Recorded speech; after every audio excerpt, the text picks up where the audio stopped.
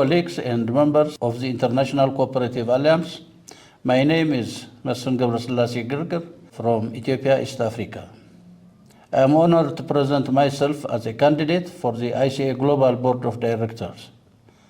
With over 3 decades of experience in the finance sector and 8 years as board chairperson of MySACO, a White Saving and Credit Cooperative Society, I have dedicated my career to strengthen cooperative governance, promoting innovation, and empowering communities.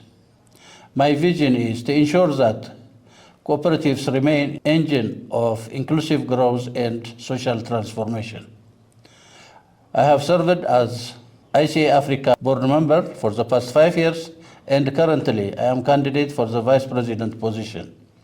If elected as ICA Global Board member, I will work to advance transparency, accountability, and member engagement while supporting initiatives that foster sustainability and innovation across our global movements. Let's all envision to see a better world through our cooperative movements and strengthen our cooperation to fulfill our global objectives.